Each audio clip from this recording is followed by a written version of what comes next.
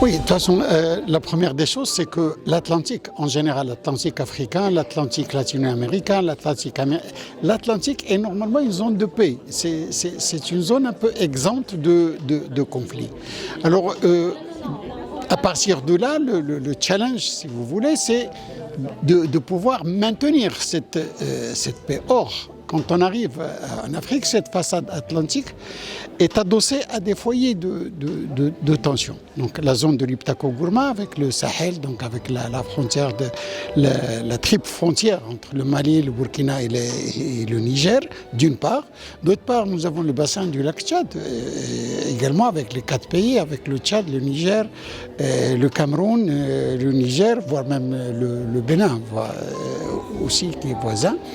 Alors il faudrait ajouter peut-être à cela toute la zone du delta du Niger, donc du Nigeria, de ce qu'on appelle généralement le golfe de Guinée. Donc cette question d'insécurité ou d'insécurité maritime, si l'on veut. Et donc l'enjeu sécuritaire, il est là. Comment pouvoir immuniser, si l'on veut, la côte atlantique africaine de cette avancée de l'extrémisme violent et de certaines autres délinquances.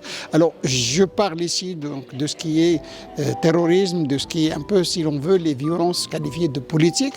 Maintenant, vous avez la criminalité organisée aussi. Donc, cette zone d'Afrique de l'Ouest, connue à travers tous les rapports, comme étant un peu le pont entre toute la drogue de l'Amérique latine et l'Europe et d'autres parts du monde. Nous avons tous les réseaux, l'immigration clandestine et de traite des êtres humains. Tout ça est un challenge sécuritaire pour cette initiative atlantique. Donc, nous avons eu le G5 Sahel. Maintenant, le G5 Sahel n'est presque plus. On peut parler de feu G5 Sahel. La FMM, la force multinationale mixte, qui existait aussi entre les 4 à 5 pays, qui aujourd'hui n'existe plus aussi. Et toutes les initiatives africaines et internationales pour le golfe de Guinée, cela peut aller jusqu'où.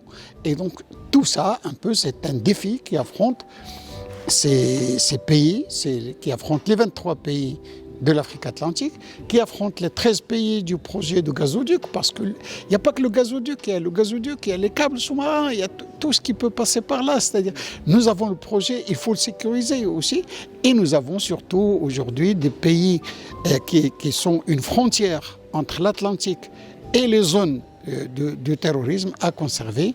Et surtout, nous devons avoir devant nous, nous ne devons pas oublier qu'il faut combattre toute jonction entre la criminalité organisée et le terrorisme. J'avais écrit un papier sur le site du Policy Center for the New South où je parle de le G5 Sahel est mort, vive le G7 Sahélo-Atlantique. Là, c'est une manière de conserver le G5 Sahel, mais de lui ajouter le Maroc et le Sénégal. C'est-à-dire que nous allons avoir la même composition, mais avec des dimensions de pays qui peuvent ajouter un plus. C'est-à-dire le G7, c'est-à-dire le Maroc peut apporter beaucoup d'expérience dans la lutte contre le terrorisme. Et le Sénégal, si vous voulez, il est le trait d'union entre cet espace sahélo-atlantique et l'Afrique de l'Ouest. Parce que l'Afrique de l'Ouest a affaire dans ces questions de lutte contre le terrorisme. Donc si cela peut aider à constituer un grand espace de lutte contre le terrorisme, constitué à la fois de l'AES et du Tchad, de la Mauritanie, du Maroc et du Sénégal comme point de relais entre cet espace peut-être à créer et l'Afrique de l'Ouest. Il faudrait d'abord à mon avis, tout faire pour que les relations deviennent normales entre le Sahel et l'Afrique de l'Ouest, entre l'AES et l'Afrique de l'Ouest. Je ne dis pas qu'il faut revenir, les pays sont libres de voir la manière dont ils peuvent se faire. La constitution d'un grand ensemble, si vous voulez, nord-atlantique et sahélien de l'Afrique, avec toute cette... Cela n'empêche pas qu'il y ait ce qu'on peut appeler mini-latéralisme, c'est-à-dire que les pays du Sahel peuvent se mettre, parce qu'ils ont plus d'affinités, ils ont plus de soucis communs.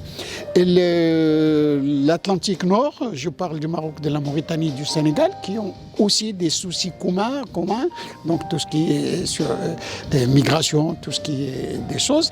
Les pays du Golfe de Guinée, ils appartiennent à la fois à l'Afrique de l'Ouest, mais aussi certains appartiennent à l'Afrique centrale.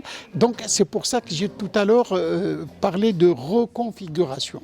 Cet effort de reconfiguration, il doit se faire dans la solidarité, dans la fraternité, dans l'amitié et surtout dans ce souci de Sud-Sud et de solidarité Sud-Sud.